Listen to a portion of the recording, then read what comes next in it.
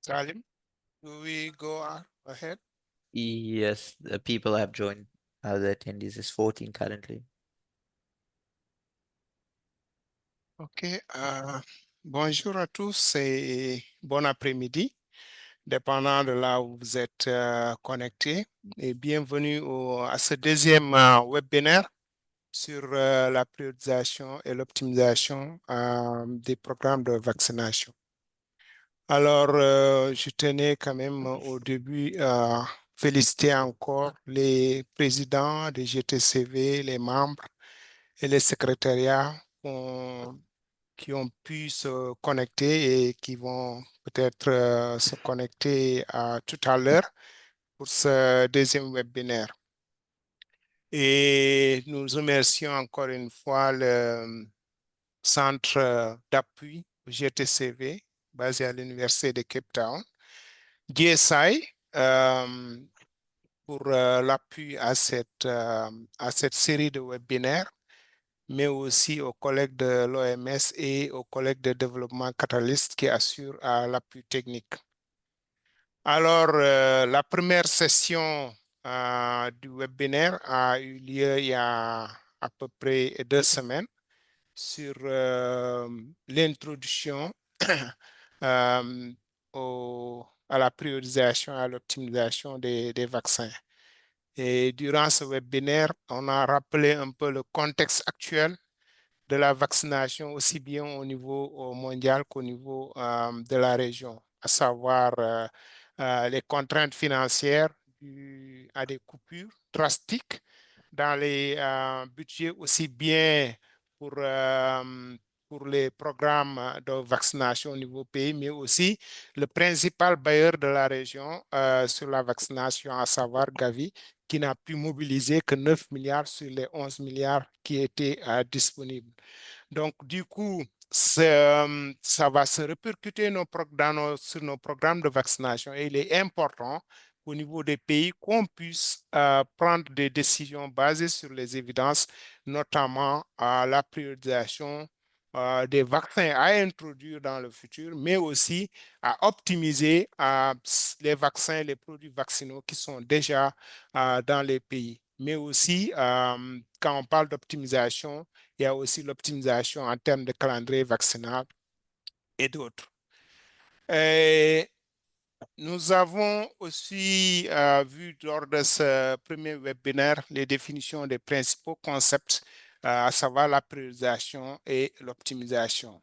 Et des principes directeurs aussi qui ont été énoncés lors du premier webinaire, à savoir que cet exercice, c'est un exercice qui doit être mené par les GTCV, notamment la priorisation, et l'optimisation, c'est un exercice qui peut être mené par le programme de vaccination avec l'appui fondamental des groupes techniques consultatifs sur la vaccination. Et donc, c'est des exercices qui doivent être appliqués au contexte national, mais aussi aux priorités du programme de vaccination. Ces exercices doivent être fondés sur les évidences, doivent être simples, adaptatifs, mais aussi qui peuvent être répétés dans le temps. Et le rôle important des GTCV, c'est réellement quelque chose à souligner.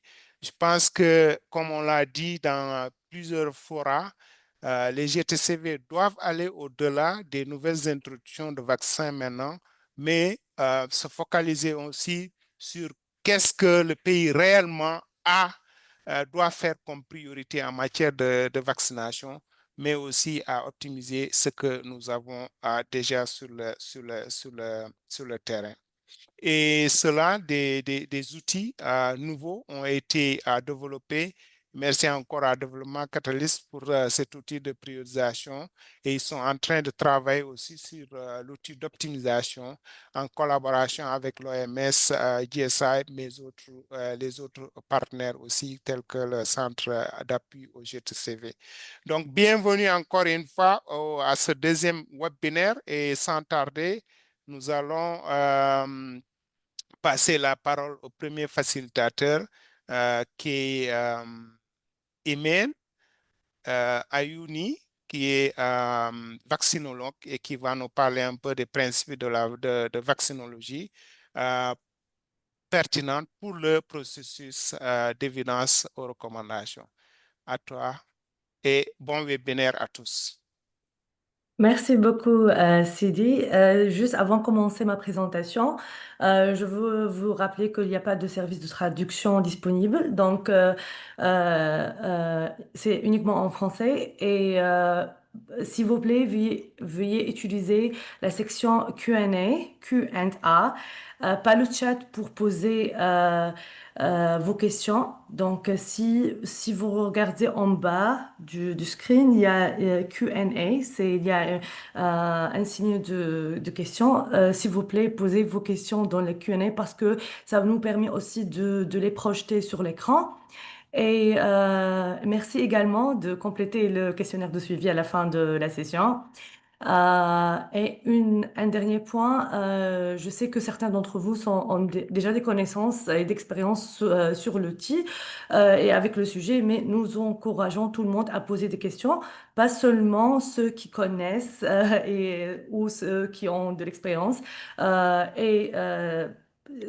Pour ceux qui ne veulent pas parler ou il y a ont des problèmes de connexion, s'il vous plaît, utilisez le box.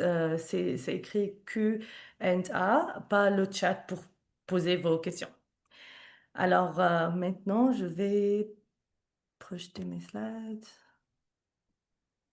Euh,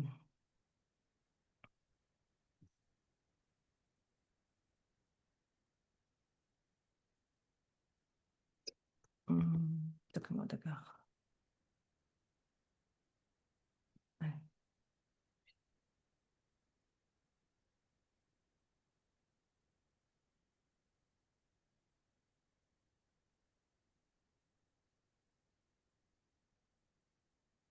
Est-ce que vous pouvez voir mes slides?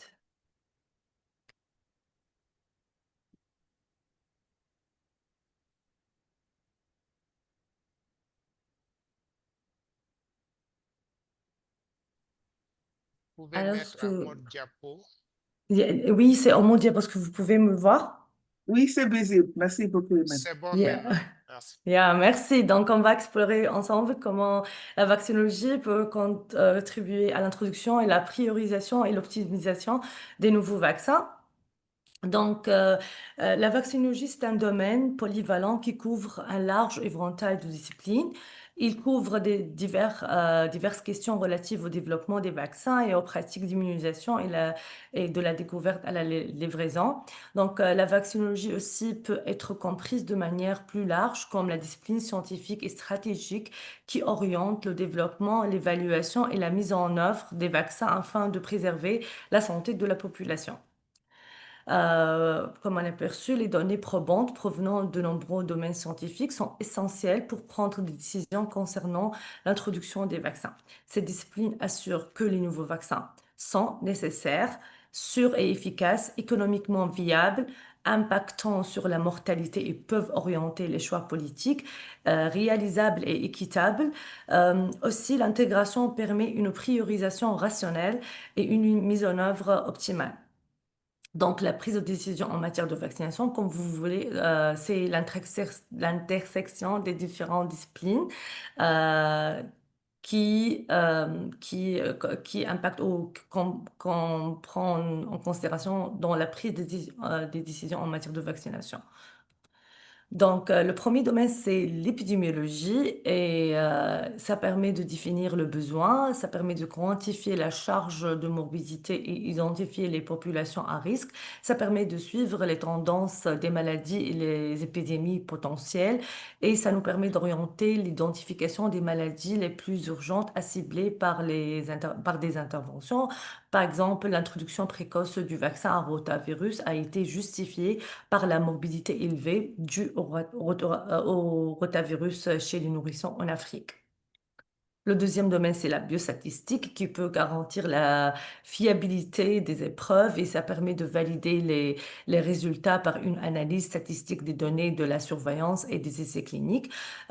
Aussi, ça permet de donner une précision avec les intervalles de confiance, les valeurs P aux décideurs politiques et ça permet d'établir des priorités crédibles et fondées sur des données. Par exemple, les données statistiques ont confirmé l'efficacité du vaccin HIV, ce qui a favorisé son déploiement. Euh, et la biotechnologie, c'est pour garantir des produits sûrs et réalisables.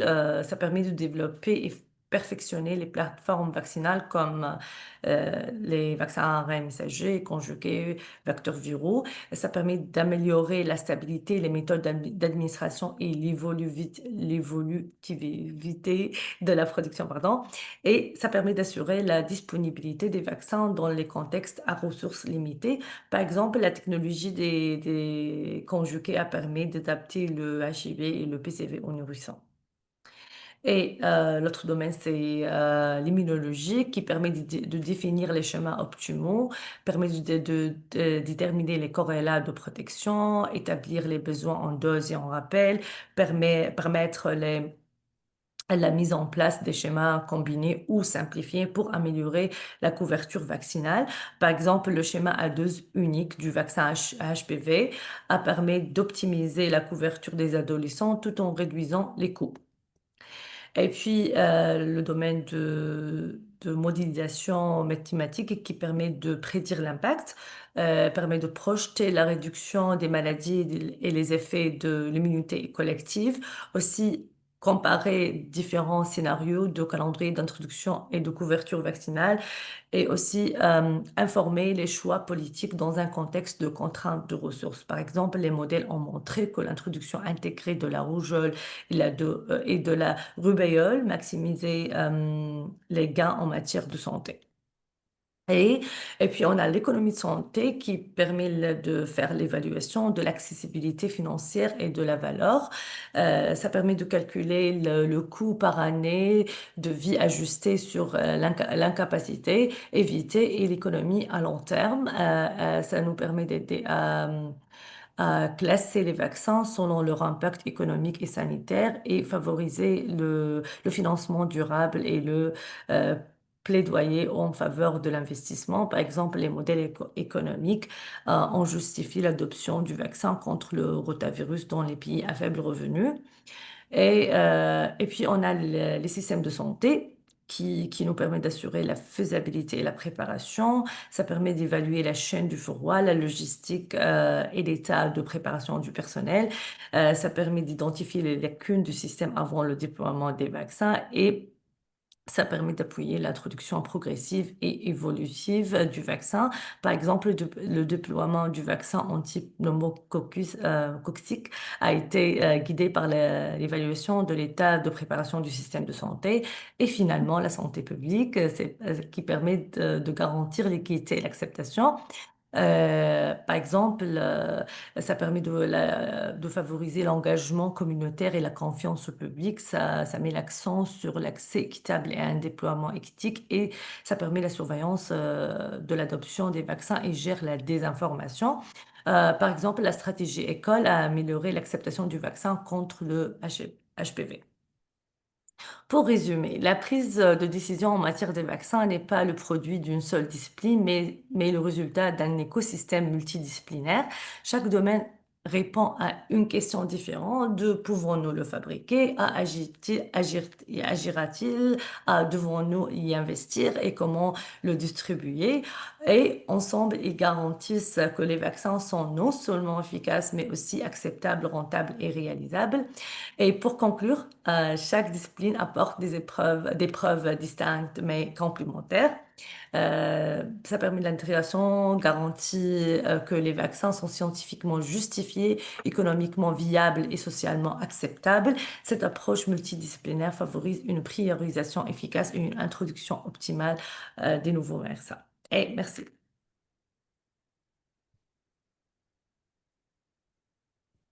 Alors maintenant, je pense qu'on passe à Florian.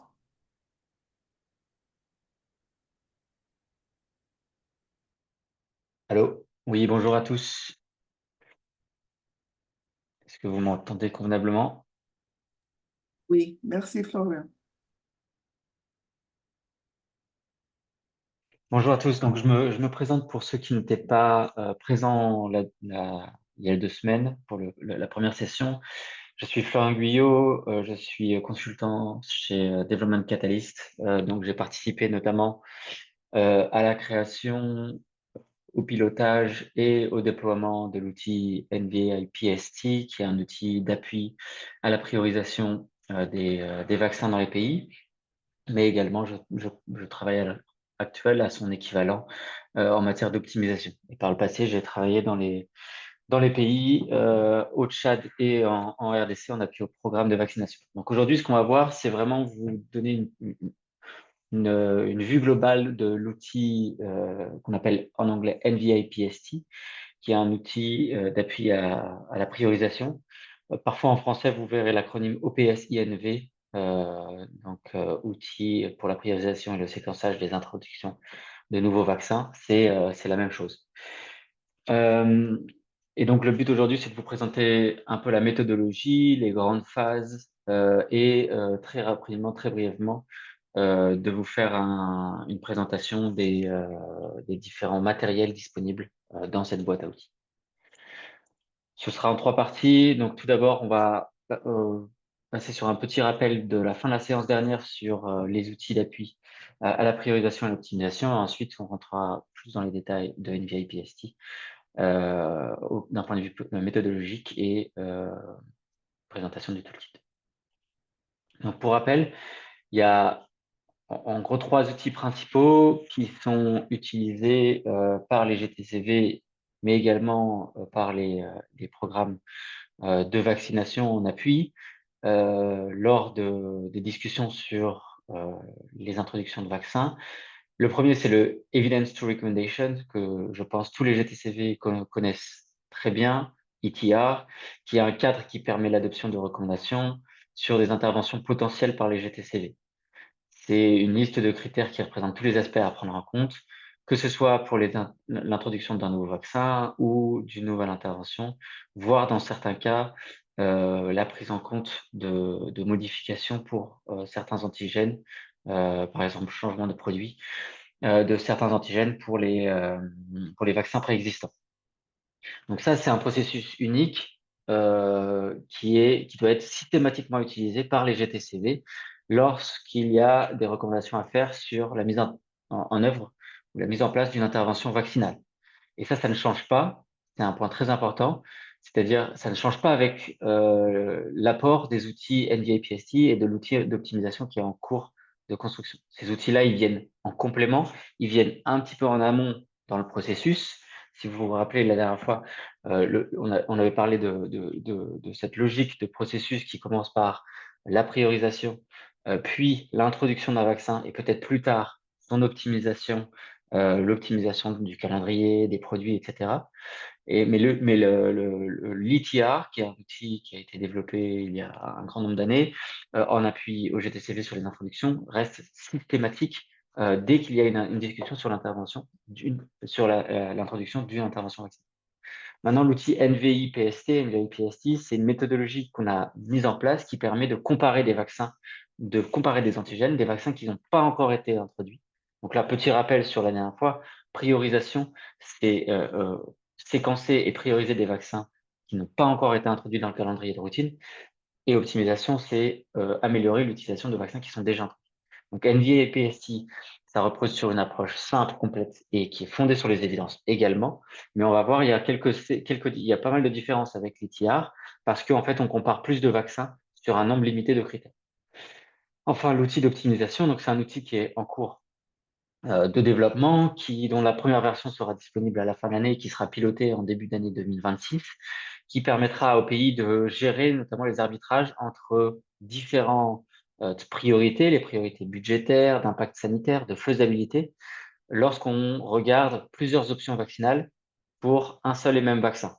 Donc, par exemple, les différents produits disponibles, les différents calendriers possibles pour certains vaccins, etc. Ça, c'est un outil de développement. On ne va pas se concentrer là-dessus aujourd'hui. Aujourd'hui, on va vraiment parler de l'outil NVI-PST. L'outil NVI-PST, il est différent, comme je le disais, de l'outil ETR, et il se complète à plusieurs égards. Déjà, sur quand l'utiliser. L'ETR, l'Evidence to Recommendation, généralement, c'est utilisé à la demande du ministère de la Santé ou du programme de vaccination en amont d'une introduction de vaccin ou d'un changement de stratégie, voire de produits pour approuver des produits qui devraient être introduits pour faire une recommandation d'approbation ou de non-approbation pour des produits qui vont être introduits dans le pays. NVI-PST, c'est différent. Déjà, c'est cyclique. Donc, ce processus doit être mis en œuvre, mettons, tous les 3 à 6 ans, en fonction de la temporalité qui est sélectionnée. Généralement, on dit tous les 5 ans, idéalement aligné sur la stratégie nationale de vaccination. Ça, si vous vous souvenez, on en a parlé la dernière fois sur les déclencheurs du travail de priorisation. Idéalement, il faut l'aligner sur la stratégie nationale de vaccination parce qu'elle vient informer, l'outil NVI-PST vient informer l'aspect stratégique de la stratégie nationale de vaccination. Donc, c'est pas les mêmes déclencheurs.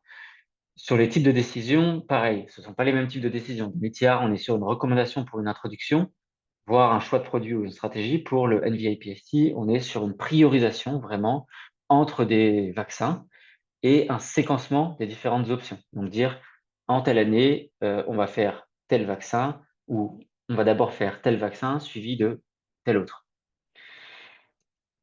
Des exemples de questions qui peuvent être liées à ces décisions. Un exemple pour l'ETR, ce serait: faut-il administrer une dose de vaccin contre le papillomavirus aux filles âgées de 9 à 14 ans pour réduire les infections à HPV et les cancers qui sont associés? Pas du tout la même chose que les questions NVI-PST, qui sont plutôt des questions politiques générales, telles que quels vaccins doivent être prioritaires pour l'introduction dans les 5 prochaines années, quand les vaccins prioritaires devraient-ils être introduits? De la même manière, sur les critères qui vont être utilisés pour comparer les options ou pour sélectionner ou valider, approuver l'introduction d'un nouveau vaccin, ça ne va pas être les mêmes.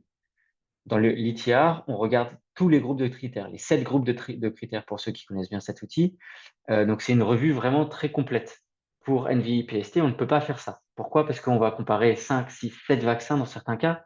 Donc, si on choisit 50 critères, ça fait 7 vaccins fois 50 critères, 350 au minimum données probantes à collecter, c'est beaucoup trop. Ça prendrait plus d'1 an, c'est pas ce qui est souhaité. Donc, on sélectionne un nombre limité de critères sur un nombre plus large, ceux qui vont être les plus représentatifs des priorités du pays. Et le processus de sélection des critères n'est pas la même chose, et pas le même aussi, parce que dans le cas de l'ITR, on a une table de critères qui est générique, on ajuste un petit peu les critères en fonction de la maladie, la question de décision, alors que dans le cas des NVI-PST, on choisit des critères, on vote sur des critères qui sont pré-hiérarchisés, et les critères vont être utilisés systématiquement pour tous les vaccins. De la même manière pour tous les vaccins, il va falloir de comparer des pommes avec des pommes. Dans le cas de l'ITR, on n'a généralement pas de pondération, c'est possible, et c'est souvent implicite, mais il n'y a pas de pondération. Dans le cas de NVI-PST, on a une pondération des critères pour favoriser certains aspects de la décision plutôt que d'autres. On y reviendra. Pareil sur les données qui sont collectées, les évidences, les preuves, on n'est pas sur la même ampleur. Dans le cas de l'ITR, c'est une ampleur ciblée, un nombre limité de vaccins sur des critères multiples. Dans le cas de NVI-PST, je l'ai déjà dit, c'est plusieurs vaccins, des critères multiples. C'est un peu plus large. Mais c'est pour ça qu'on ne peut pas choisir autant de critères. La profondeur, pareil, c'est pas la même. Dans ETR, on demande une revue complète de la littérature des évidences et également une évaluation des évidences, de la qualité des données, de la transférabilité, de l'applicabilité, qui est systématique. C'est pas le cas dans la NVI-PST. On n'a pas le temps d'avoir une analyse en profondeur. Donc, généralement, pour chaque critère, on va regarder 1, 2 études, pas 5 études, et les notions de qualité des données vont être optionnelles. Elles sont importantes à discuter, mais elles ne vont pas être systématiques. Parce que, encore une fois, on ne peut pas faire ça sur un nombre très élevé de données. Pareil, enfin, les recommandations, elles vont être différentes. C'est-à-dire que dans le cadre de l'ETR, le processus de recommandation va être différent. Dans le cadre d'ETR, on va revoir les évidences pour chaque critère. On va avoir un jugement qui va être formulé sur chaque question, qui va être formulé sur l'équilibre et les conséquences avantageuses et désavantageuses de la question qui est posée, et une recommandation globale. Le livrable final, ce sera une décision du GTCV, une recommandation sur chaque question de décision. Pour le NVIPST, ce sera différent. Les preuves vont être présentées critère par critère, les vaccins vont être classés critère par critère, et à la fin, on aura des classements globaux, vous verrez sur 2 grandes échelles, et qui seront utilisés pour discuter des priorités. Mais encore une fois, il y a une interprétation des classements. C'est pas un outil d'intelligence artificielle, c'est pas un outil qui donne directement la réponse. Ça doit être interprété par le GTCV. Donc les votes sont interprétés pour produire des recommandations en termes de vaccins prioritaires à introduire et de scénarios de séquencement, quel vaccin doit arriver en premier à introduire. Voilà, donc ça c'est pour commencer sur les différences entre les 2 approches. Et encore une fois, les approches sont complémentaires. Elles ne sont pas, l'une ne remplace pas l'autre.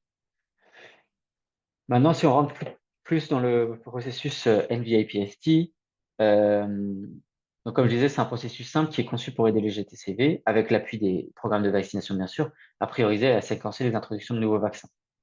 Ça, c'est un peu la méthodologie de comment est-ce que ça se passe. Vous voyez, il y a 3 phases. Je vais rentrer un petit peu plus en détail dans les différentes phases. Et l'idée, c'est de passer à gauche, vous voyez, de vaccins candidats. Donc, on a tous les vaccins qui sont potentiellement considérés par le pays. Généralement, c'est autour d'une vingtaine, en tout cas dans les pays dans lesquels on a mis en place cette approche. Il y a une présélection qui a lieu lors du premier atelier, qui sont quels sont les vaccins sur lesquels on veut vraiment se considérer, qu'on veut vraiment comparer. Parce qu'on ne peut pas comparer 20 vaccins, c'est trop. Il y en a qui sont importants d'avoir en tête, mais par exemple, les vaccins contre la tuberculose qui ne sont même pas encore disponibles, on peut en parler au début, mais ça va être très difficile de les comparer les uns aux autres vaccins parce qu'il y a très peu de données pour l'instant. Il y en a qui vont être moins pertinents parce qu'on sait que la charge de la maladie est très faible dans le pays, donc on ne va pas en parler tout de suite. Mais c'est important d'avoir cette discussion au début. Donc ensuite, on va avoir entre 5 et 7 vaccins qui vont être des vaccins sélectionnés à comparer. Et suite à un processus de collecte des évidences, de comparaison de chaque vaccin sur chaque critère, on va pouvoir les classer. On va pouvoir les classer sur une matrice. On y reviendra encore une fois, je passe très rapidement. Une matrice qui dit l'importance du vaccin. L'importance du vaccin, c'est est-ce que quelle est sa valeur sanitaire et sociétale pour le pays, pourquoi est-ce qu'il est important, notamment charge de mortalité, impact du vaccin, etc. Mais également sa faisabilité, c'est-à-dire la capacité pratique du système de santé à l'introduire, à maintenir une couverture élevée, etc. Donc les 2 aspects sont importants et vous voyez, si on a des vaccins qui sont très importants et très faisables, ils vont être naturellement prioritaires. Donc à la base de ces vaccins sélectionnés, on va les prioriser en 3 listes. Une liste de vaccins de haute priorité, une liste de vaccins de moyenne priorité, c'est-à-dire qui peuvent être introduits sur l'échelon temporel qui a été choisi, mais qui sont moins prioritaires. Et enfin, de priorité basse qu'on décide de reporter à beaucoup plus tard, voire de ne pas inclure dans le séquencement. La dernière étape, c'est de regarder la charge d'introduction, c'est-à-dire l'impact programmatique de l'introduction de chaque vaccin et les contraintes existantes sur le programme de vaccination pour voir qu'est-ce qui est réaliste en termes de scénario.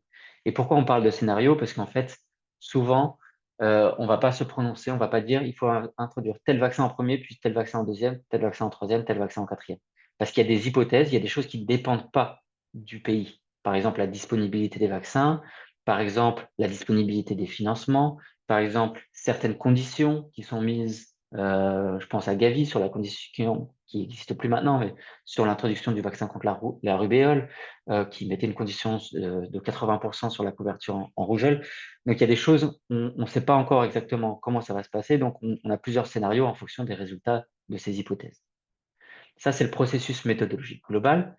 Et qu'est-ce que ça veut dire en termes concrets pour le travail dans ce processus de priorisation? Donc, comme je disais, il y a la phase 1, qui est la phase d'adaptation du cadre méthodologique. Donc, quels vont être les objectifs de cette phase 1? Déjà, tout simplement, élaborer le plan de travail, le calendrier, construire l'équipe qui va travailler sur ce projet-là, impliquer les parties prenantes clés, Définir la liste des vaccins et la période à considérer, donc la liste limitée des vaccins et puis l'horizon temporel, est-ce qu'on parle d'une priorisation à 5 ans, à 7 ans, à 10 ans?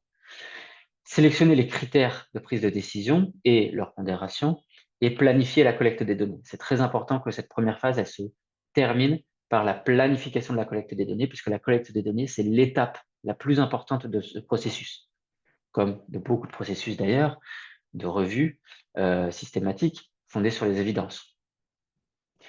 La collecte des données sera aussi bonne que la planification l'a été. Les livrables de cette première phase, c'est des critères qui ont été priorisés et pondérés, la présélection des vaccins à considérer, à prioriser, et le plan de travail pour collecter et préparer les données pour l'évaluation. Tout ça, c'est préparé et c'est réalisé lors du premier atelier qui dure généralement un jour. C'est un atelier qu'on recommande de faire en présentiel, mais qui peut être fait à distance, qui dure un jour. Ensuite, on a toute la phase d'évaluation, de priorisation et de séquencement des vaccins qui commence par la collecte des données. Celle-ci, on recommande qu'elle dure environ 3 mois, mais ça dépend. Il y a certains pays qui arrivent à le faire en 1 mois et demi, d'autres qui prennent un peu plus de temps en fonction de la disponibilité des données. Parce qu'il y a des données qui vont être faciles à trouver au niveau national, au niveau international, par exemple l'efficacité des vaccins, mais il y en a d'autres qui vont être compliquées parce qu'on n'est pas sûr de l'applicabilité de certaines études au contexte. On a tout simplement, la donnée est dispersée, etc. On y reviendra, je crois, lors de la séance prochaine ou de la séance 4. Donc, quels sont les objectifs de cette deuxième phase? C'est vraiment la collecte, l'évaluation et la préparation des données disponibles, la traduction de ces évidences, de ces données probantes en priorisation, en utilisant le classement des vaccins, donc critère par critère, comparer chaque vaccin. Je donne un exemple, critère de mortalité, on va comparer la mortalité sur toutes les maladies couvertes par chacun des vaccins qu'on a sélectionnés. Définir les contraintes programmatiques et développer des recommandations de séquencement. Quels sont les vaccins qu'on doit introduire en premier? Les livrables, c'est la liste des vaccins priorisés et les scénarios de séquencement basés sur des contraintes connues et des hypothèses. Enfin, la dernière phase, ça c'est une phase avec laquelle vous êtes sans doute à laquelle vous êtes plus habitué, c'est la phase de validation et de documentation. Donc, documenter les recommandations qui sont sorties de l'atelier 2. Pour rappel, l'atelier 2, c'est l'atelier qui permet de valider les livrables de la deuxième phase, il dure généralement 2 jours. Donc, la phase 3, c'est la documentation de ces recommandations. Assurer le consensus et la cohérence des recommandations, notamment avec le ministère, et développer les documents finaux, donc les rapports qui présentent les recommandations du GTCV.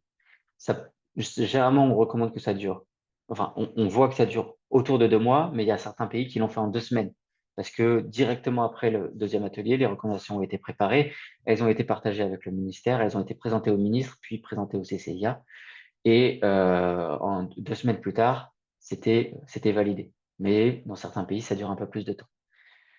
L'idéal à la fin, c'est d'avoir une approbation par le ministère de la Santé et une intégration dans le programme de vaccination. Ça, c'est vraiment le but. C'est pour ça que c'est important que le programme de vaccination soit inclus dans ce travail dès le début, dès le jour 1. C'est ce qu'on a couvert lors de la dernière séance.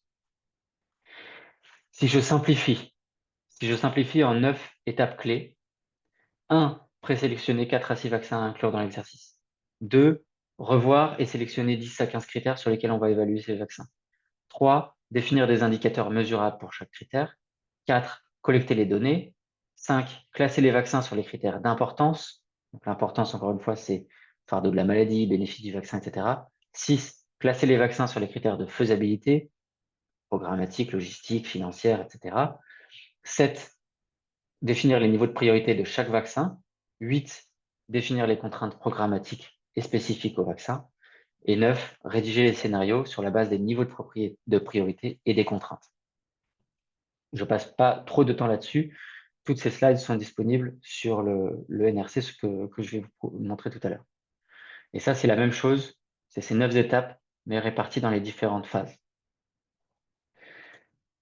Les 2 étapes clés pour finir, c'est le premier atelier. Premier atelier qui conclut la première phase. Donc, on a, lors du premier atelier, 3 résultats principaux, qui est une décision sur la période concernée, Ça, je vous donne un exemple des graphiques issus du premier atelier au Niger. Là, ils avaient voté sur l'horizon temporel. Et on voit que les votes principaux étaient pour 5 ans. Donc, ils ont regardé, ils ont priorisé sur 5 ans. Les vaccins à sélectionner, quels sont les vaccins qu'on veut comparer, et les critères. Et les critères, on y reviendra la semaine prochaine, enfin, lors du prochain webinaire. Il y a plusieurs niveaux de critères. Idéalement, il faut en sélectionner entre 10 et 15, sachant que chaque critère sera ensuite défini en indicateur. Ça, c'est le premier atelier. Et le deuxième atelier, ça, c'est un exemple du deuxième atelier qui a eu lieu en RDC. Première étape, revoir les évidences. Vous voyez des exemples, c'est volontairement en petit pour pas que vous puissiez lire, mais vous voyez des exemples de slides de synthèse des évidences collectées pour chacun des critères. Par exemple, les critères d'efficacité des vaccins, les critères d'équité. Deux, sur la base de chacun de ces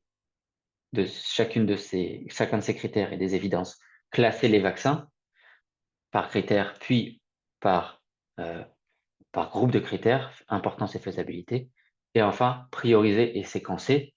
Vous voyez, on a à droite, on avait le score global pour chaque vaccin et quels sont les vaccins très prioritaires, moyennement prioritaires et peu prioritaires, et les différents scénarios avec à chaque fois les hypothèses et les propositions d'années d'introduction en fonction du résultat de ces hypothèses.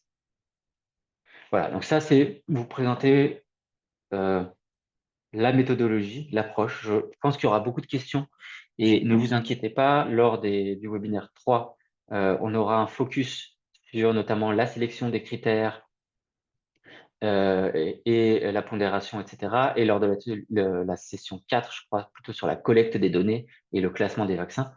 Mais n'hésitez pas à poser des questions. Moi, j'ai juste quelques petites questions pour vous, pour juste s'assurer que ce que j'ai présenté est bien compris. Donc, n'hésitez pas à lever la main et à prendre la parole pour répondre à ces questions. La première question, c'est, selon vous, quand est-ce que les GTCV doivent utiliser l'ITR et quand est-ce qu'ils doivent utiliser l'outil NVI-PST? Donc, n'hésitez pas à lever la main pour répondre à cette question. Là, il y a 2 semaines, il y avait pas mal de participation.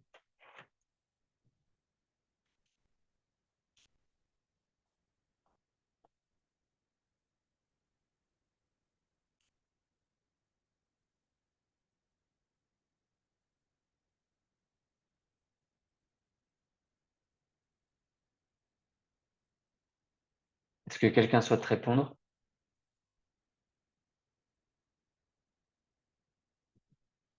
Sinon, je vais nommer moi-même des têtes connues qui ont participé notamment la dernière fois. Ah, alors je vois que quelqu'un a levé la main, puis l'a abaissé immédiatement. Oui, alors j'ai Eric Mboké-Ekoum. Vous pouvez ouvrir votre micro.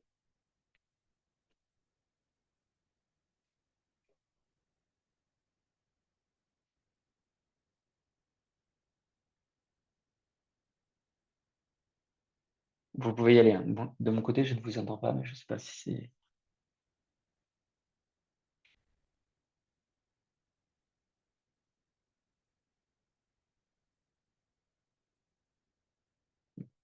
Monsieur Ekoum, on vous écoute.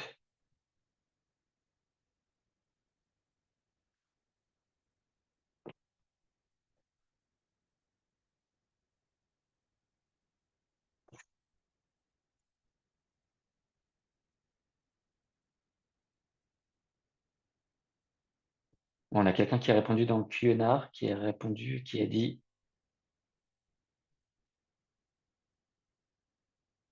je pense que c'est un problème de Miko. NVI-PST en amont, en effet, Monsieur Bourhalfa. Et quelqu'un d'autre a répondu, et l'outil ETR, c'est surtout à la demande du ministère. En effet, c'est ce qu'on a présenté tout à l'heure. Donc, c'est correct. NVI-PST, ça arrive vraiment en amont et c'est cyclique lors de la planification et idéalement de la stratégie nationale des vaccinations. L'outil ETR, c'est plus à la demande en amont de l'introduction de chaque vaccin. Donc, quand on sait qu'on va souhaiter introduire un vaccin, il faut faire ce travail d'ETR. Deuxième question, qui doit être impliqué dans le processus NVI-PST? Donc, pareil, s'il y en a qui souhaitent répondre soit dans le chat Q&A, soit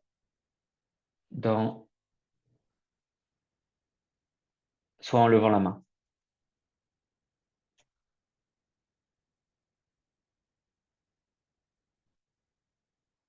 Donc, on a Mamadou Dianba qui répond les membres du GTCV. En effet, est-ce qu'il y a d'autres parties prenantes qui doivent être incluses dans ce processus NVI-PST? On a une réponse de Monsieur Ikoum qui dit le GTCV accompagné du PEV. Et Monsieur Aoussou qui répond le GTCV, le PEV et les experts. Voilà, c'est exactement ça. Ce qui est très important, c'est que le GTCV soit accompagné du programme de vaccination. Également, on recommande que les experts et les partenaires habituels, par exemple l'OMS et l'UNICEF, soient associés à ce processus-là. Déjà parce que, par exemple, pour la collecte des données, ils ont généralement accès à ces informations-là. On a également Monsieur Dacher qui parle des économistes de la santé du ministère des Finances. En effet, le ministère des Finances, c'est très intéressant de l'associer parce qu'il va y avoir des questions financières, de financement de la santé qui vont se poser, des questions économiques également. Et plus en amont le ministère des Finances est associé, plus c'est facile pour la négociation de l'ouverture de lignes de fonds pour ces vaccins. Très bien. Troisième question. Quels sont les principaux résultats du premier atelier et du deuxième atelier?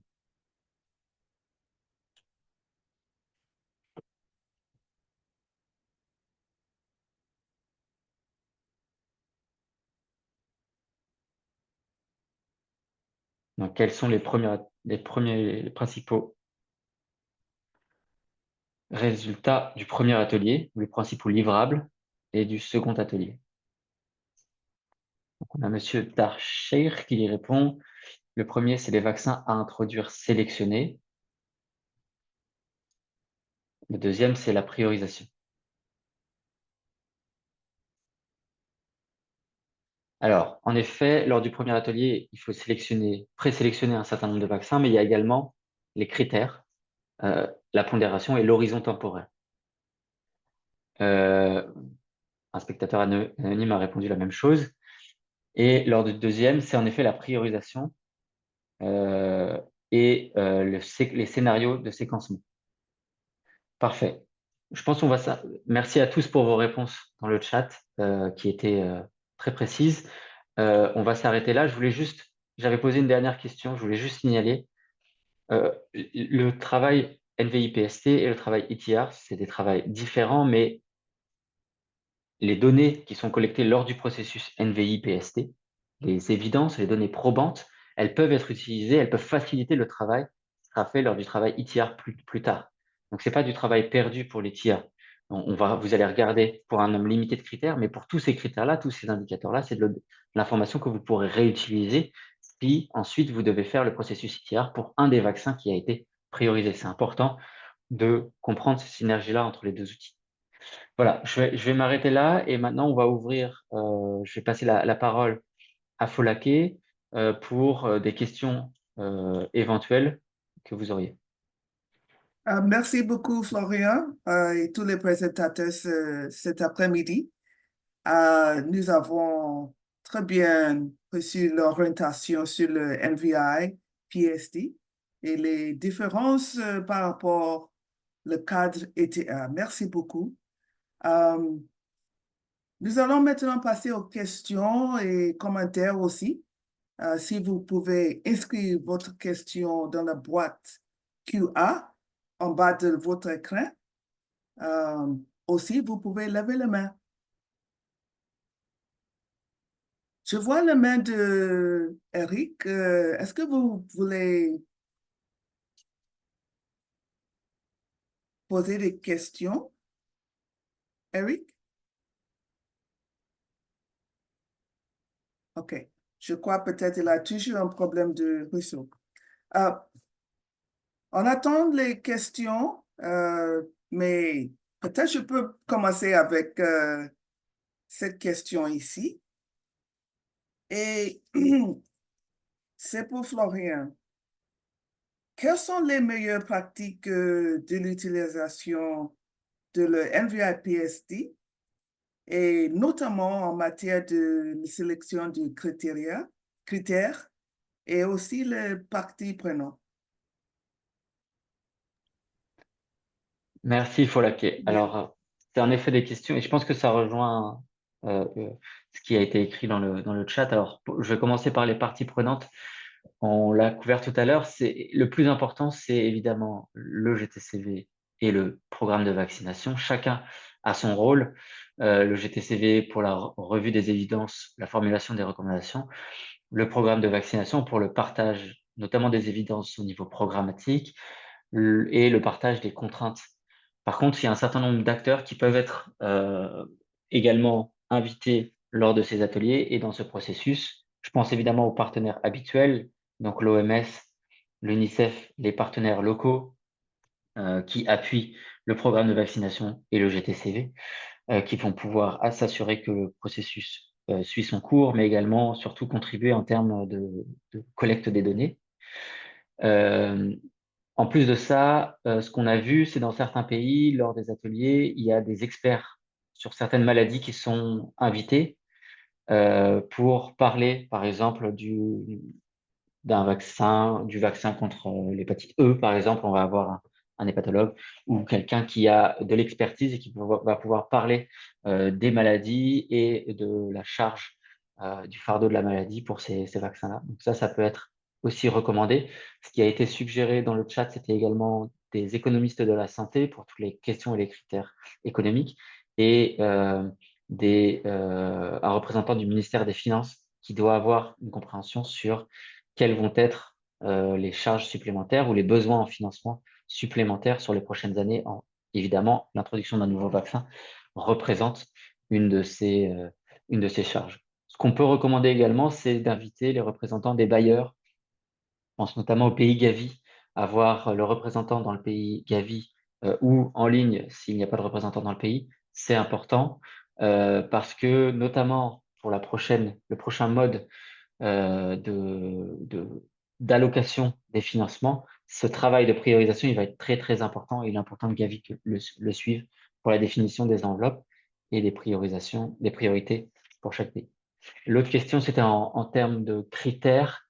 Alors, on va y revenir de manière plus extensive lors de la prochaine séance, mais il y a plusieurs éléments qu'on peut sélectionner pour sélectionner les critères. Il faut regarder à quel point est-ce que c'est important et notamment important pour le pays, adapté aux priorités du pays. C'est en ligne avec les objectifs du pays. 2, à quel point est-ce que ce critère, les données seront faciles à avoir. En fait, ça ne sert à rien de sélectionner un critère si les données n'existent pas ou sont très compliquées à obtenir. 3, à quel point le critère il est discriminatoire. Il permet de différencier les vaccins. Par exemple, dans certains cas, on a eu des pays qui ont choisi les effets secondaires, enfin, en gros, la sécurité du vaccin, sécurité et sûreté du vaccin. Mais les vaccins qu'ils avaient choisis avaient tous un niveau de sécurité très, très élevé, avec des effets secondaires très limités. Donc, c'était difficile pour les membres du GTCV de comparer les vaccins. Donc là, peut-être que le critère aurait dû être déclassifié ou sa pondération minimisée parce qu'il n'est pas assez discriminatoire, il ne permet pas assez de faire la différence entre les vaccins. Voilà un petit peu pour très rapidement présenter sur les. Merci beaucoup, Florian. C'était très compréhensif.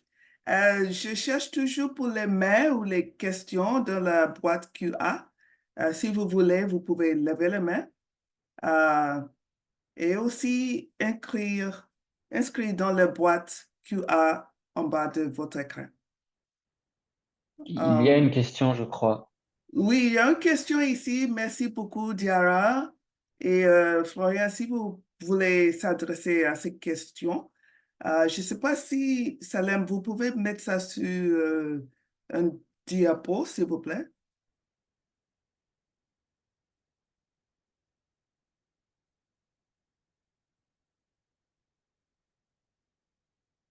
OK.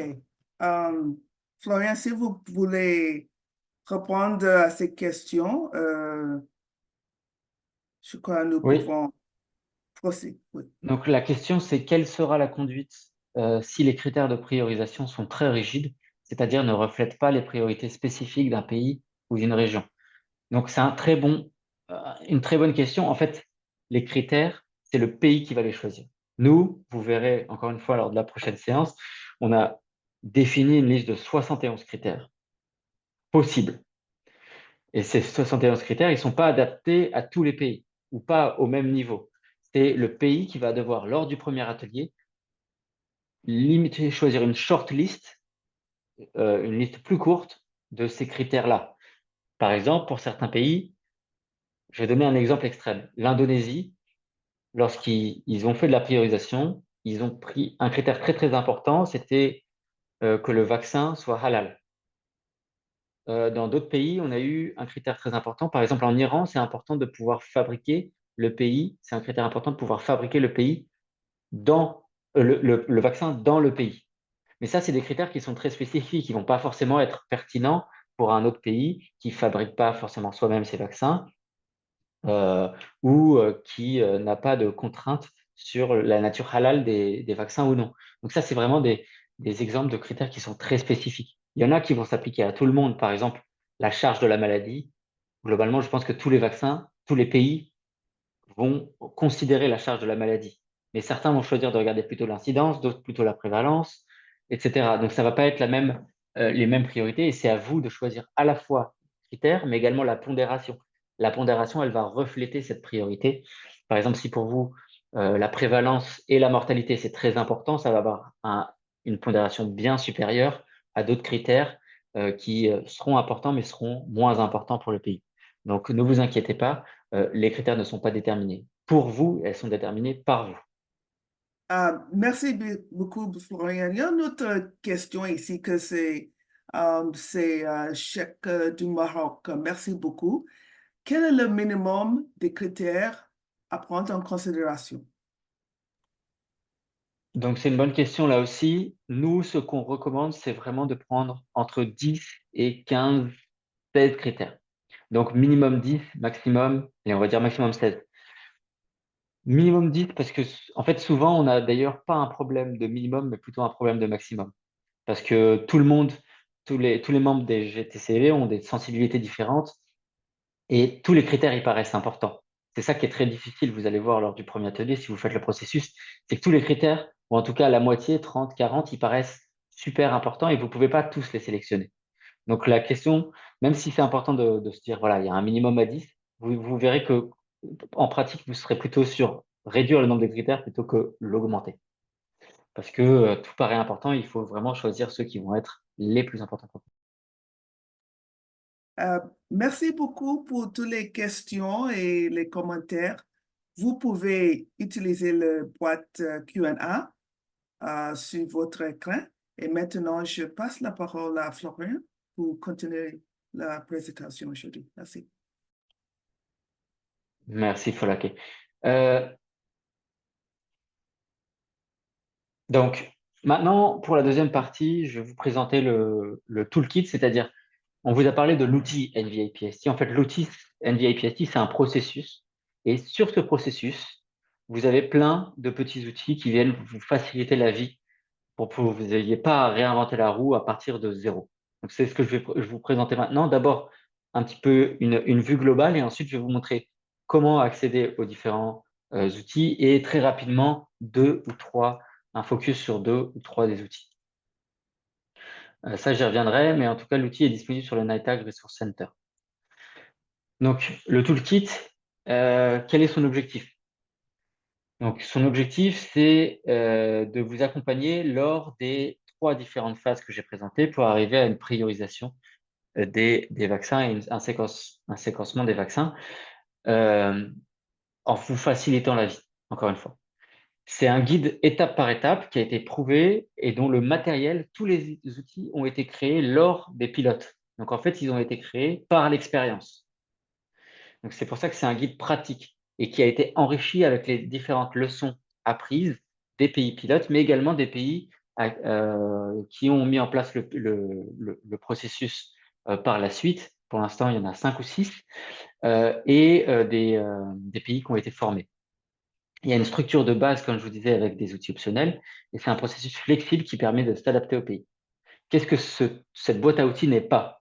C'est pas une solution universelle ou un guide prescriptif qui vous dit voilà les critères que vous devez utiliser, voilà comment classer les vaccins. C'est adaptatif au pays.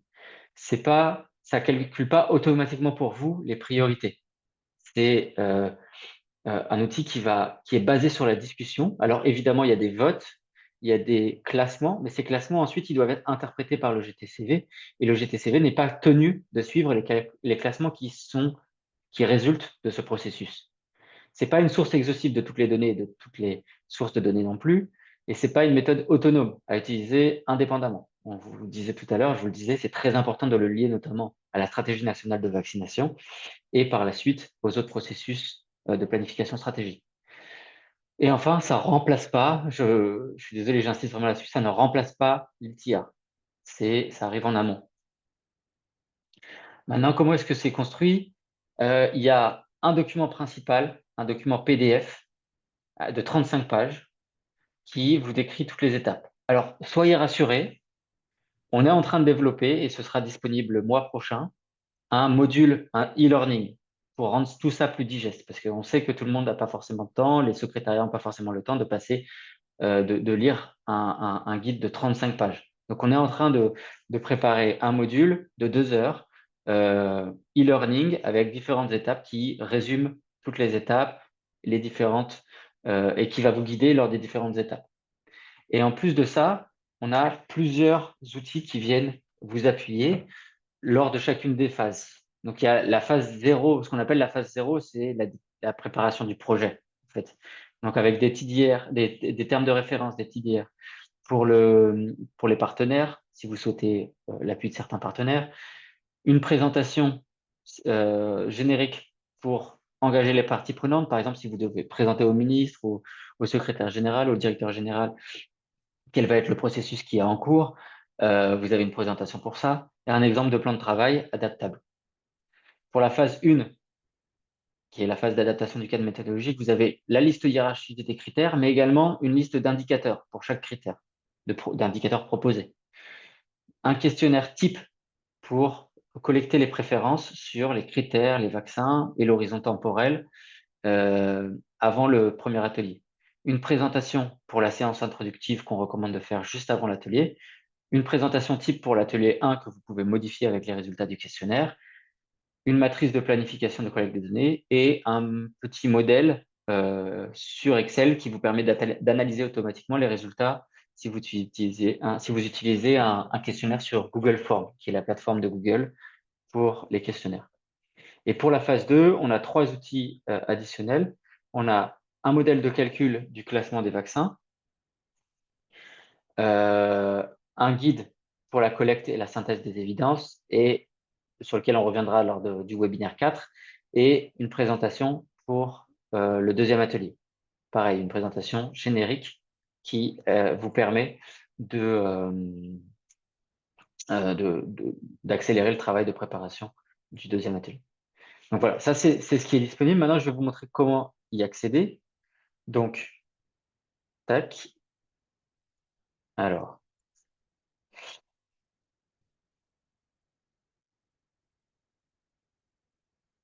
Donc, vous allez sur le site du NITAG Resource Center. Donc, si vous n'avez pas le lien c'est nitag-resource.org, mais sinon, vous pouvez taper dans Google NITAG Resource et vous prenez le premier lien. Ça vous emmène directement sur NITAG Resource Center. Ici, il faut aller dans la section formation, la section training. Donc, je vais activer la traduction.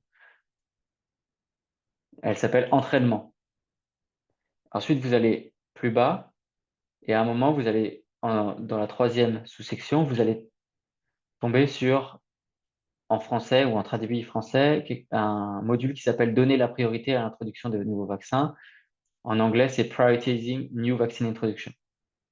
Donc là, vous cliquez dessus et là, vous avez toutes les ressources que je viens de vous présenter. Toutes les ressources sont disponibles en anglais et en français au téléchargement. Donc, maintenant, je vais rentrer brièvement dans certaines de ces ressources, à commencer par la plus importante pour l'instant, qui est le document principal, le document mère, si on veut bien, qui vous guide tout au long du processus. C'est un document, comme vous le voyez voir, donc c'est comme vous le voyez, environ 35 pages, avec une introduction qui vous explique d'où est-ce que vient l'outil, un rappel sur la méthodologie, le choix des critères, une phase de un retour sur la phase de préparation du processus, qui doit être dans l'équipe restreinte, comment développer le plan de travail et fixer les échéances, etc. Puis, un zoom sur chacune des phases du process. 1. L'adaptation du cadre méthodologique avec l'engagement des parties prenantes et l'atelier. 2. La phase de collecte des données et de classement, priorisation et séquencement des vaccins. Et 3. Des recommandations. Donc, la phase de documentation des recommandations. Dans ce document, vous allez voir, si je vais par exemple sur la phase 1, vous avez à quelques moments des petits tips, des petites astuces sur, par exemple, sur la collecte des données. On recommande une approche mixte qui soit à la fois par vaccin et par critère. Vous allez avoir parfois des bonnes pratiques issues des pays dans lesquels ça a été mis en place. Par exemple, ici, on vous dit un équilibre entre critères essentiels significatifs permettra un bon schéma d'orientation. Par exemple, 8 critères essentiels, 5, on y reviendra, 5 significatifs et 3 critères. Donc voilà. Donc ça, c'est le document principal qui est assez long, assez lourd, mais comme je vous disais, ce document est en train d'être transformé en un module beaucoup plus interactif de formation en ligne qui sera disponible au même endroit sur le site du NITAG Resource Center. Je passe sur cet outil qui est un peu moins important, qui est juste des TDR pour, si vous voulez, contractualiser ou travailler avec certains partenaires.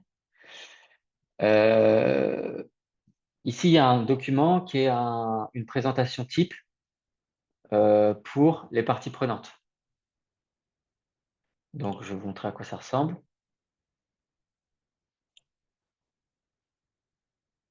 Donc, c'est une présentation, ça récupère un petit peu des slides que je vous ai présentés, les deux ateliers, les deux webinaires, qui expliquent pourquoi est-ce que c'est important de le faire, quelle est la logique, quels sont les outils disponibles, quelle est l'approche, la méthodologie, les critères, etc.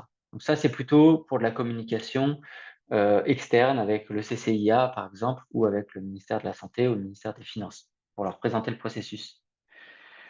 Ici, vous avez également un template, donc un modèle de plan de travail type que vous pouvez utiliser. Donc, voilà à quoi ça ressemble. Vous pouvez lister qui est responsable de chaque activité. Vous avez à peu près combien dure chaque phase. Vous pouvez réutiliser et adapter ce modèle quand vous faites votre propre plan de travail au sein de l'équipe restreinte pour mettre en place le processus. Il y a également un résumé des dates et des meetings importants. Et puis, si vous voulez, un petit tableau qui vous permet de suivre les points d'action au sein de l'équipe restreinte. Voilà. Autre outil très important, la liste priorisée des critères et des indicateurs. Je vais très rapidement vous la présenter, mais on y passera beaucoup de temps lors du prochain webinaire. Donc là, on est dans la phase 1 et vous allez trouver en français tous les 71 critères qu'on vous propose. Donc ça, c'est très important que le secrétariat, avant le premier atelier, ait lu et pris connaissance de cette liste, mais également, en fait, les membres du GTCV, parce qu'on va leur demander leurs préférences sur ces différents critères. Donc, c'est important qu'ils les aient au moins tous lus une fois, et c'est généralement ce qu'on recommande de faire lors d'une petite séance en ligne avant le premier atelier.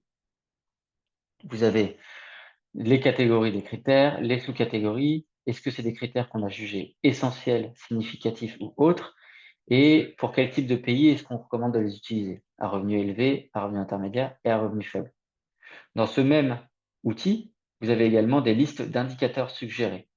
Donc, pour tous les critères qui sont significatifs et essentiels, et ne vous inquiétez pas, je vous présenterai lors du prochain webinaire qu'est-ce que ça signifie essentiel et significatif. Pour chacun de ces critères-là, vous avez des exemples d'indicateurs.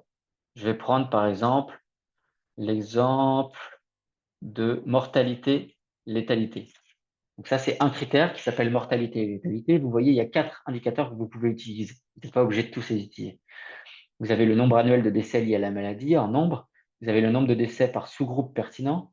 Vous avez également le taux de létalité, qui serait le pourcentage de décès par nouveau cas, ou ce qu'on appelle aussi en anglais le case fatality ratio, et le taux de létalité par sous-groupe pertinent.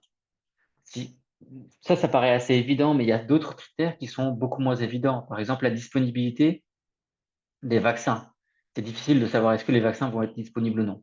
Et ben, nous, on vous propose comme indicateur, pour essayer d'approcher cette information, des indicateurs comme le nombre de fournisseurs disponibles, le nombre estimé de doses requises pour l'introduction, la demande mondiale totale de vaccins, pour savoir à peu près si la demande est supérieure à l'offre ou non. Voilà, je ne reviens pas plus que ça, parce qu'on aura le temps d'en parler lors du prochain webinaire, mais cet outil est disponible pour vous. Autre outil important, c'est un exemple de critères, un exemple de questionnaire pour les critères et les vaccins. Comme je vous ai dit, lors du premier atelier, vous sélectionnez les critères et les vaccins que vous voulez considérer. Pour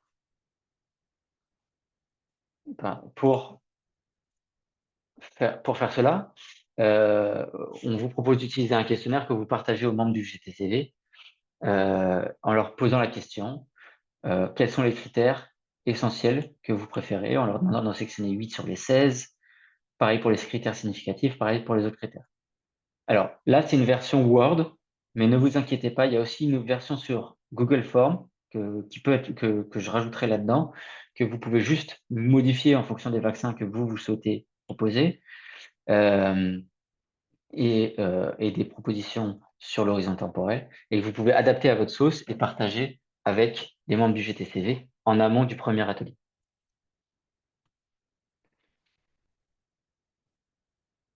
Voilà. Autre outil que vous pouvez utiliser, l'outil qu'on vous encourage à utiliser, c'est la présentation type pour le premier atelier. Donc lors du premier atelier, donc vous pouvez utiliser cette présentation avec une proposition d'agenda. Vous avez un rappel de la méthodologie, un rappel des critères, et pour chacune des étapes importantes, des graphes que vous pouvez mettre à jour. Par exemple, le graphe pour le résultat des votes sur la période à considérer. Le graphe pour le résultat des votes sur les différents vaccins. Donc, en utilisant l'autre outil d'Excel qui est fourni, vous pouvez analyser automatiquement les votes du Google Form et mettre directement les résultats dans ces graphes, et ce sera une base de discussion lors du premier atelier sur les vaccins, les critères et l'horizon temporel. Voilà, ça c'est vraiment fait pour vous faciliter la vie, pour que vous ayez juste à mettre à jour ces slides-là et vous concentrer sur la discussion lors du jour J. Voilà, je passe sur les autres outils. Peut-être un dernier outil qui est utile, enfin 2 derniers outils, pardon.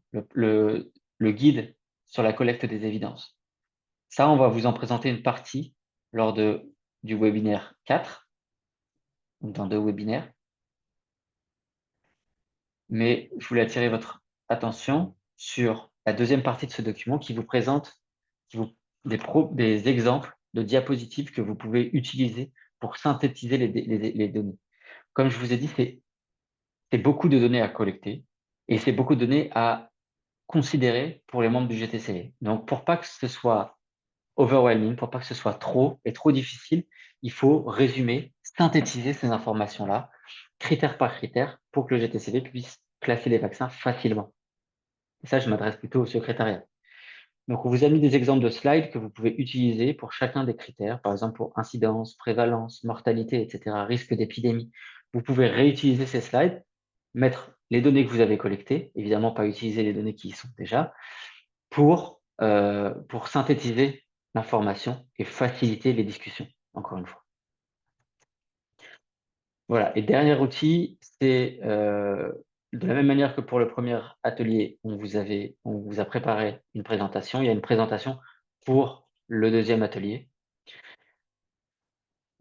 avec l'agenda pour les différentes journées, les slides que vous pouvez remplir avec les données, les slides qui vous présentent le résumé des classements pour chacun des vaccins sur chacun des critères, les slides pour la discussion sur le classement moyen, le classement sur l'importance et la faisabilité, les vaccins à haute priorité, moyenne priorité, et enfin la discussion sur les scénarios potentiels à considérer. Bon, je passe pas plus de temps parce que vous aurez le temps de regarder si vous souhaitez faire le processus, de rentrer plus en détail, et puis je vois que la séance arrive à son terme.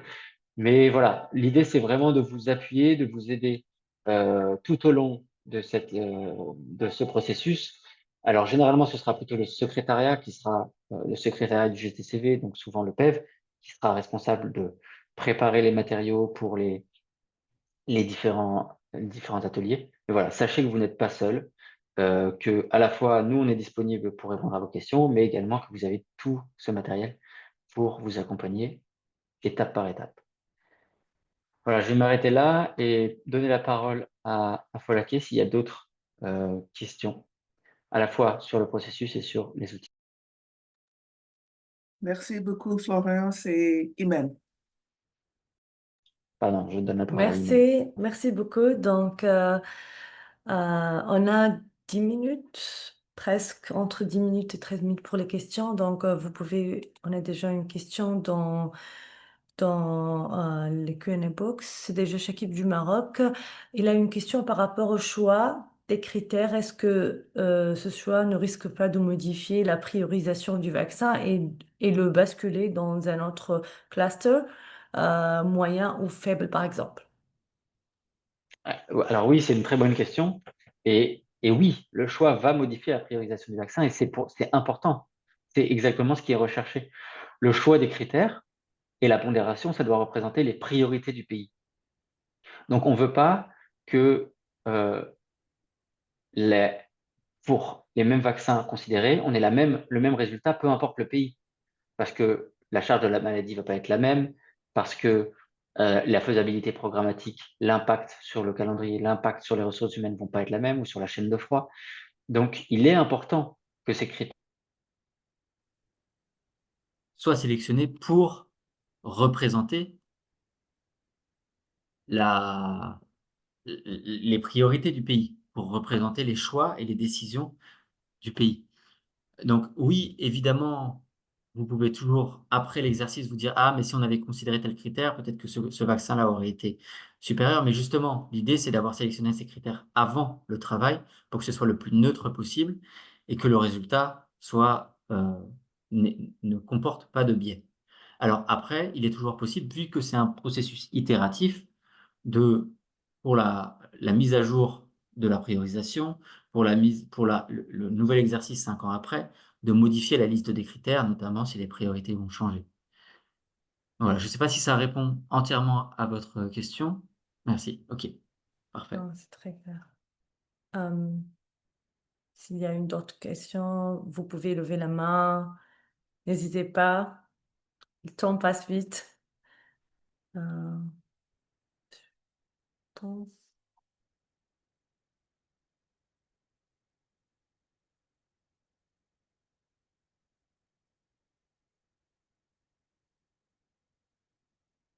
Ouais, je pense qu'il y a...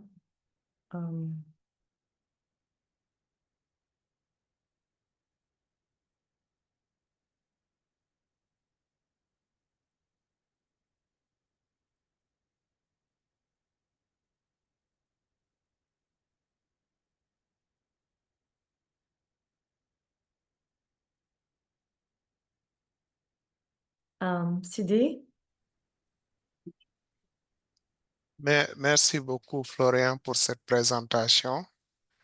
Euh, juste pour souligner quelque chose par rapport à ce travail, je pense qu'il est important que le GTCV puisse réellement impliquer toutes les parties prenantes et tout expert dans le pays qui peut apporter un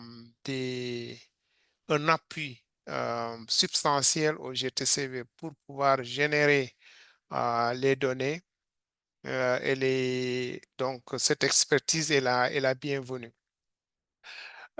L'autre, c'est de souligner l'importance que le GTCV, vous avez déjà des standards, des pratiques pour aller des données probantes aux recommandations, à savoir l'exigence de déclaration des intérêts. Donc, les experts que vous allez inviter au GTCV, le secrétariat doit s'assurer que les personnes qui sont là aient déclaré leur intérêt avant de rejoindre les groupes de travail, mais aussi la confidentialité qui est requiert. Je pense que ça, c'est quelque chose de fondamental et le GTCV doit, ce que vous faites pour le ETR, vous devez le faire pour les autres processus dans lesquels vous vous engagez. L'autre point, c'est qu'il y a beaucoup de données dans nos pays. Il y a beaucoup de données, mais souvent qui ne sont pas peut-être publiées. Et il est important, en tant qu'universitaire aussi, de pouvoir mettre à profit votre place au niveau de l'université pour pouvoir recueillir ces données-là et mettre à la disposition du GTCV. Donc, ça demande réellement un travail de coordination du secrétariat, mais aussi un appui substantiel et de facilitation du président du GTCV. Merci.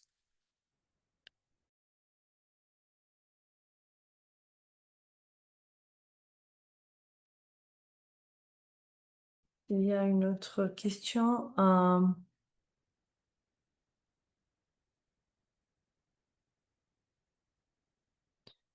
Je pense, il y a une question de Ramondé à propos des critères. Comment c'est possible, comment c'est possible de les mettre en priorité? S'il y a beaucoup de critères, comment c'est possible de faire le ranking, je pense? Alors, Oui, comment faire la balance entre la faisabilité et la priorité, la priorisation et la faisabilité? c'est une très bonne question. Il n'y a pas de manière rapide de répondre à cette question et je crois on va parler vraiment plus en détail des critères lors de la session 3. Donc je vais pas répondre, enfin, je vais pas trop m'étendre là-dessus, mais l'idée, c'est vraiment d'utiliser la hiérarchisation des critères qui a déjà été faite par les experts comme une base de discussion et les conversations, les discussions au sein du GTCV lors du premier atelier pour faire ce choix-là et pour atteindre un certain équilibre. Mais encore une fois, on en parlera lors de la prochaine session, donc je ne vais pas plus m'étendre. Il y avait aussi une question de Chakib du Maroc qui disait pour la session du e-learning qui va commencer le mois prochain, ça va durer combien de temps? Donc j'ai répondu dans le chat, mais pour que tout le monde ait la réponse, c'est un module qui durera environ 2 heures, mais qui n'aura pas besoin d'être complété en une seule fois. Il pourra notamment être complété progressivement, étape par étape, si un pays choisit de faire ce processus-là, pour que il vous accompagne, ce module vous accompagne à chaque étape du processus. Donc, ce sera 2 heures, mais ça peut être par exemple 30 minutes avant le premier atelier, puis 1 heure avant le deuxième atelier, puis voilà, 30 minutes à la fin. Mais voilà, il sera mis à votre disposition le mois prochain.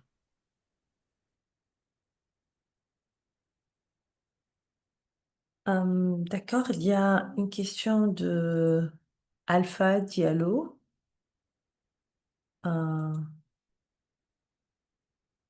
Vous pouvez parler. Il faut juste unmuter et vous parler. Alpha? Bonjour, nous sommes le membre du GTCV Guinée, c'est le président qui parle en utilisant l'ordinateur de Dr Alpha. C'est juste dire grand merci au Dr Sidi Ndiaye d'avoir organisé cette formation à l'intention et à tous les participants, toutes les personnes qui ont présenté ici. Nous voyons que vraiment formation est indispensable à la qualification des différents membres du GTCV. Nous sommes heureux de voir que le docteur Sidi Ndiaye a dit que les présentations et l'enregistrement des présentations aujourd'hui seront disponibles pour partager aux autres membres qui n'ont pas pu faire le déplacement. Merci à vous. Et votre conclusion a été bien notée. Merci. Il y a Francis. Baissez la main.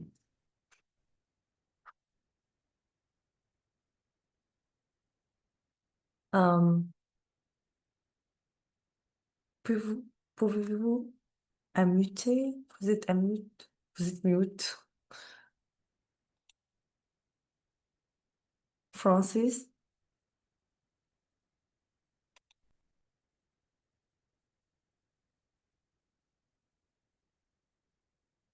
on ne vous entend pas. Vous êtes unmute. Vous êtes mute.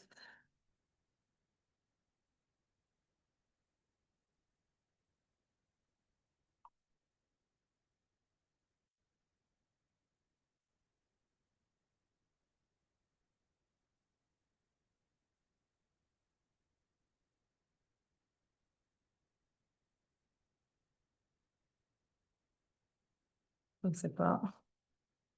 Je pense.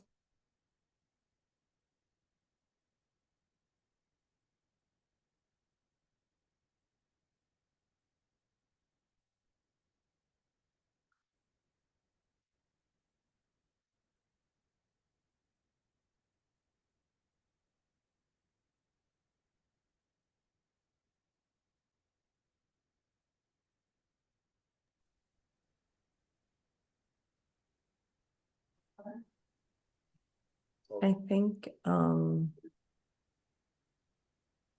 Allô?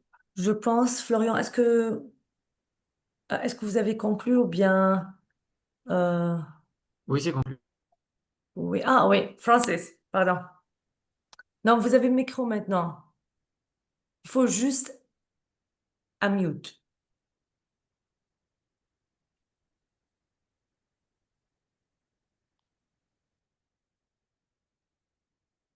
Je ne sais pas. Il y a un problème avec Francis. Vous avez le micro. Sinon, vous pouvez écrire.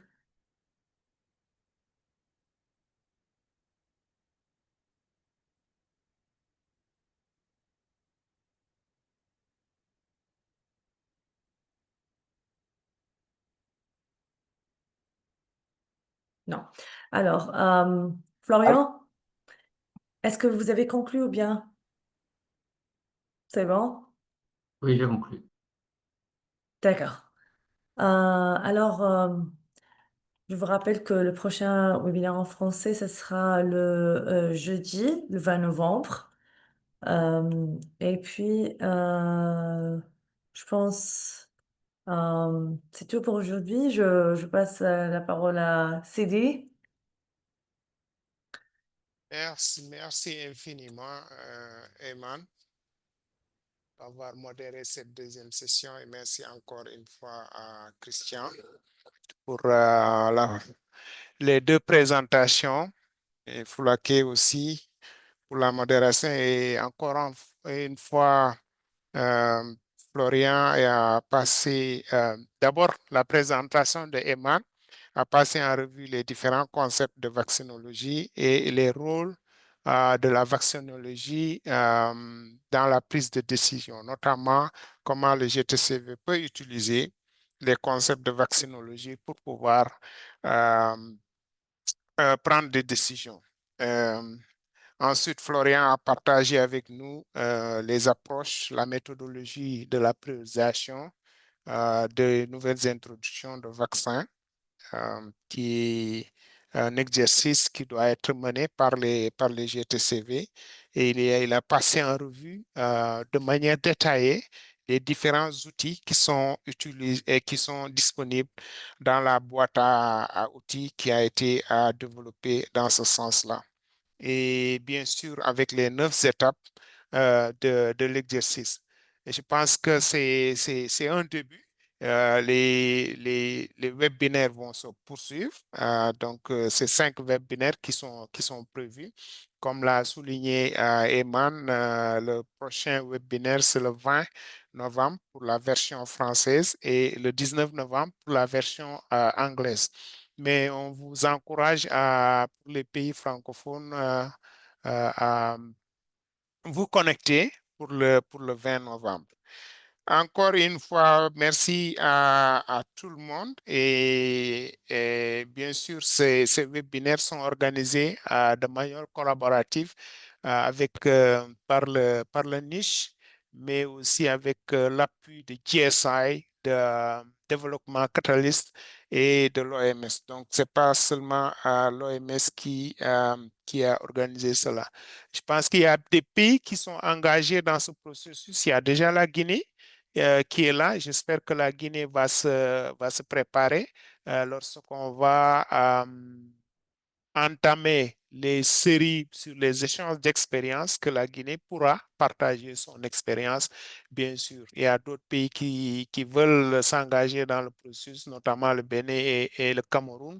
Et j'espère qu'on aura plus de membres du GTCV, du Cameroun et du Bénin pour les prochains webinaires. Encore une fois, merci à tous. Les documents seront partagés par Ramonde, qui fait un excellent boulot dans la coordination de ces webinaires. Et à bientôt à tous. Bye.